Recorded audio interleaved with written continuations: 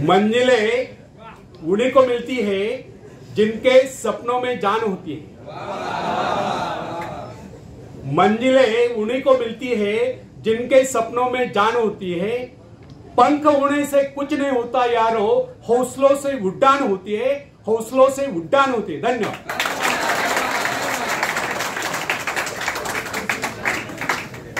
Friends, जब सागर शांत हो तो जहाज के चालक को अधिक होशियारी से जहाज चलाने की आवश्यकता नहीं पड़ती, लेकिन जैसे ही तूफान आता है और जहाज डूबने का खतरा पैदा होता है, तब यही कप्तान मुस्कुराता हुआ अपनी संपूर्ण योग्यता को काम में लाता हुआ जहाज को डूबने के संकट से बचाकर सही सलामत ले जाता है। वास्तविक ऐसी योग्यता की परीक्षा दुख और संकट के समय में होती है। जब कोई इंसान थोड़ी पूंजी लगाकर अपने व्यापार का विस्तार करता है तो उसे वर्षों तक कठोर परिश्रम करने पड़ते हैं। इस परिश्रम से वह कुछ कमाने योग्य होता है। यह परिश्रम ही उसके विजय का प्रतीक होते हैं। अपने ग्राहकों को शब्द चाल में फंसाकर अपने व्यापार को बढ़ाता है और एक दिन सफल व्यापारी बन जाता है। बाद में छोटे मोटे कारोबारी संकट उसका कुछ नहीं बिगाड़ पाते। जो लोग इससे पहले उसे कम पूंजी वाला समझकर उसका मजाक उड़ाया करते थे, आज वही लोग उसकी सफलता की प्रशंसा करते नजर आते हैं। इसे कहते हैं अपने हाथों अपने भाग्य का निर्माण, आत्मशक्ति का चमत्कार। फ्रेंड्स, जिसके पास धन की शक्ति हो उसे शिक्षा प्राप्त करके या विद्या प्राप्त करके आत्मविकास करने का अवसर कहां है? वह तो धन की शक्ति पर निर्भर रहकर यही सोचता रहता है, मैं चाहूं तो विद्वानों को खरीद सकता। लेकिन फ्रेंड्स, अमीर हो या गरीब,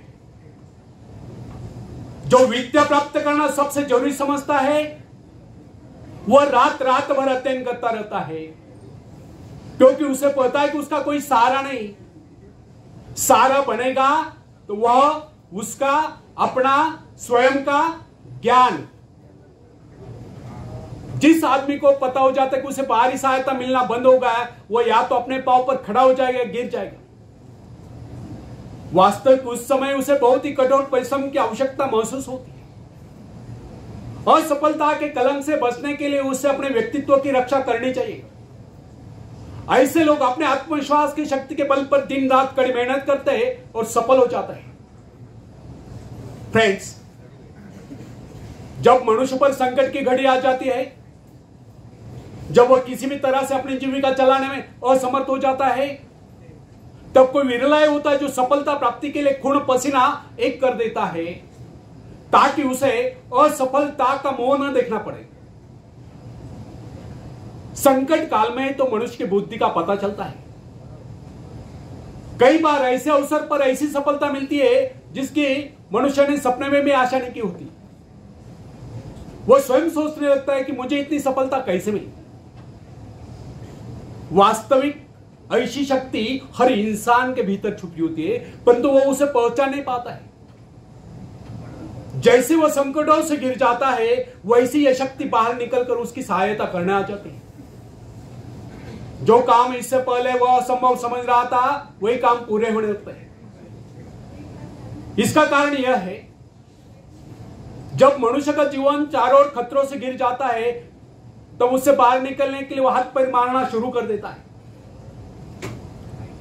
और इस संघर्ष से उसकी बुद्धि तेज हो जाती है। उसमें एक प्राकृतिक नैसर्गिक शक्ति आ जाती है। फ्रेंड्स, अपने जरूरतों की पूर्ति के लिए संघर्ष करना हम सभी का कर्तव्य है। संघर्ष से ही तो हमें सफलता मिलती है। जिनमें संघर्ष करने की इच्छा ही ना हो, वह तो असभ्य और जंगली कहलाएगा। आवश्यकता तथा आवश्यक पदार्थ की दुर्लभता ही सदा से मानव जाति के विकास का कारण रही है। हर सभ्यता और संस्कृति का आधार श्रम और संघर्ष ही रहा है।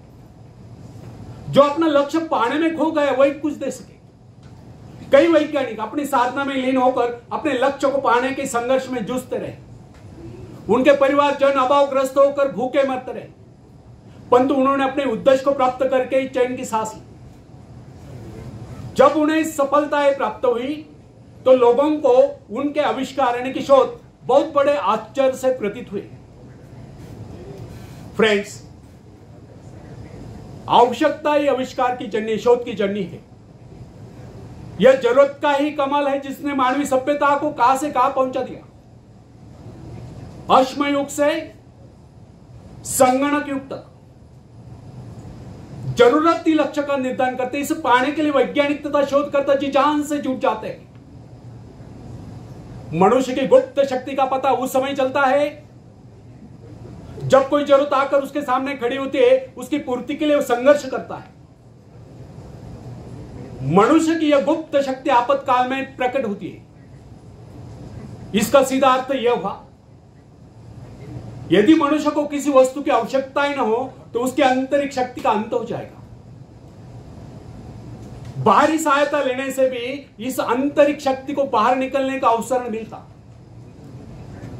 जो काम इस शक्ति द्वारा लिया जाने वाला था, वही काम हम दूसरों की सहायता लेकर झटपट कर डालते और पंगु तथा शक्तिहीन बने रहते हैं। इसलिए फ्रेंड्स, हमें एक बात कदापि नहीं भूलनी चाहिए, अपने मित्रों की सहायता लेने के बजाय या दूसरों की सहायता लेने के बजाय अपने आंतरिक शक्तियों की सहायता लेना हमारे लिए अधिक उचित होगा। क्योंकि आत्मनिर्भरता एक ऐसी शक्ति है जो मित्रता यानी कि मित्रों से ली हुई सहायता, प्रभाव, दूसरों का प्रभाव, धन संपत्ति, दामकरी काम, ऊंचा वंश या बाहरी सहायता, इन सब की सामूहिक शक्ति से ही शक्तिशाली होती है। इन शॉर्ट, आत्मनिर्भरता एक ऐसी शक्ति है जो मित्रता, प्रभाव, धन संपत्ति, ऊंचा वंश या बाहरी किसी भी प्रकार की सहायता, इन सब की सामूहिक शक्ति से ही शक्तिशाली होती है। आत्मनिर्भरता की सहायता लेकर मनुष्य भीषण से भीषण बाधाओं को भी पार कर जाता है, भयंकर कठिनाइयों पर भी विजय प्राप्त करता है, बड़े से बड़े आविष्कार यानी कि शोध करने में भी सफल हो जाता है। इंसानी गुणों में सबसे अधिक शक्ति आत्मनिर्भरता की है। जो इंसान अपने सहारे जीता है, जो अपने बल पर चलता है, जो अपने लक्ष्य पर चट्टान की भांति डटा हुआ है, जो बाधाओं को सामने देखकर जरा भी विचलित नहीं हुआ, जिससे अपनी कार्य कुशलता और कर्म शक्ति पर पूरा विश्वास है, वही सफल होता है। सत्य, पवित्रता और सुंदरता पर प्यार करना मनुष्य का स्वभाव है। जो व्यक्ति मौलिक विचारों के बल पर जीता है, जिसके कुछ सिद्धांत है जिन पर वह आरूढ़ रहता है, जो अपने उसूलों पर दृढ़ता से कायम है, लोग उसे आश्चर्य से देखते हैं, उसके अनुयायी यानी कि शिष्य बनने का प्रयत्न करते हैं, क्योंकि लोगों के दृष्टि में वो महान है। फ्रेंड्स, यदि आप भी महान बनना चाहते हो तो अपनी शक्तियों को पहचानो।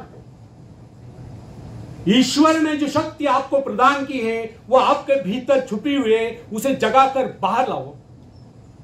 यदि आप उसे जगाने में सफल हो गए तो सफलताएं आपके कदमों तले होगी और आप कामयाबी के शिखर पर होंगे। आखिरी में हरिवंश राय बच्चन जी की कविता मैं पेश करता हूं, आप भी मुझे साथ देंगे और आपको भी प्रेरणा मिलेगी। लहरों से डरकर नौका पार नहीं होती, कोशिश करने वालों की कभी हार नहीं होती, कोशिश करने वालों की कभी हार नहीं होती। नन्ही चींटी जब दाना लेकर चलती है, चढ़ती दीवारों पर 100 बार फिसलती है। नन्ही चींटी जब दाना लेकर चलती है, चढ़ती दीवारों पर 100 बार फिसलती है। मन का विश्वास रगों में सांस भरता है, चढ़कर गिरना, गिरकर चढ़ना ना करता है। आखिर उसकी मेहनत बेकार नहीं होती, कोशिश करने वालों की कभी हार नहीं होती। कोशिश करने वालों की कभी डुबकिया सिंधु में गोताखोर लगाता है। सिंधु में भी समंदर में। डुबकिया सिंधु में गोताखोर लगाता है, जा जाकर खाली हाथ लौट कर आता है। मिलते नहीं सहजी मोती गहरे पानी में, मिलते नहीं सहजी मोती गहरे पानी में, मुट्ठी उसकी खाली हर बार नहीं होती। कोशिश करने वालों की कभी कोशिश करने वालों की कभी। और आखिरी पद आप सबके लिए बहुत इंपॉर्टेंट है, पूरे ध्यान से सुने। असफलता एक चुनौती है, इसे स्वीकार करो। असफलता एक चुनौती है, इसे स्वीकार करो। क्या कमी रह गई देखो और सुधार करो। जब तक न सफल हो नींद चैन को त्यागो तुम, संघर्ष का मैदान छोड़कर मत भागो तुम। कुछ किए बगैर ही जय जयकार नहीं होती। कोशिश करने वालों की कभी कोशिश करने वालों की कभी। धन्यवाद।